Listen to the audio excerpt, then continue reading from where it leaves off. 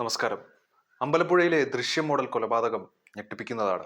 കാണാതായ വിജയലക്ഷ്മി ദിവസങ്ങൾക്ക് ശേഷം കൊല്ലപ്പെട്ടതായി പോലീസ് കണ്ടെത്തി. സംഭവത്തിൽ വിജയലക്ഷ്മിയുമായി അടുപ്പത്തിലായിരുന്ന ജയചന്ദ്രനെ പോലീസ് അറസ്റ്റ് ചെയ്തു.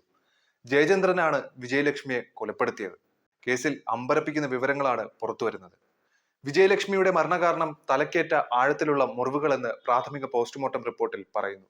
വിജയലക്ഷ്മിയുടെ തലയ്ക്ക് പിന്നിൽ വെട്ടുകത്തി കൊണ്ട് വെട്ടേറ്റ 10ലേറെ മുറിവുകളുമുണ്ട്.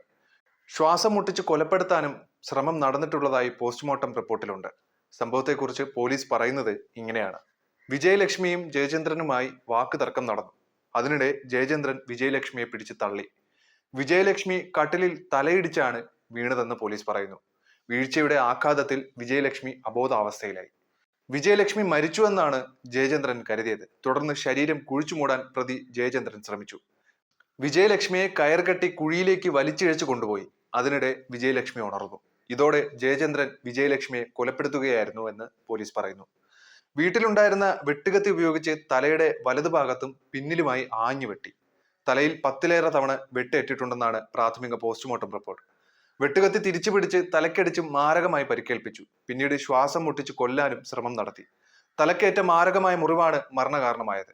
വിജയലക്ഷ്മിയുടെ മരണം ഉറപ്പിച്ച ശേഷം സ്വർണ്ണാഭരണങ്ങളും വസ്ത്രവും അഴിച്ചുമാറ്റി. ശേഷം മൃതദേഹം കുഴിയിലിട്ട് മൂടി.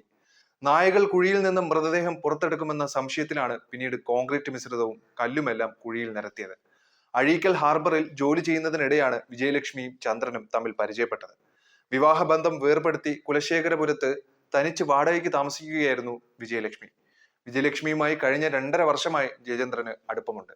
വിജയലക്ഷ്മി താമസിക്കുന്ന വീടിന് സമീപത്തുള്ളവരാണ് കാണാനില്ലെന്ന് ബന്ധുക്കളെ അറിയിച്ചത്. തുടർന്നാണ് ബന്ധുക്കൾ പരാതി നൽകിയത്.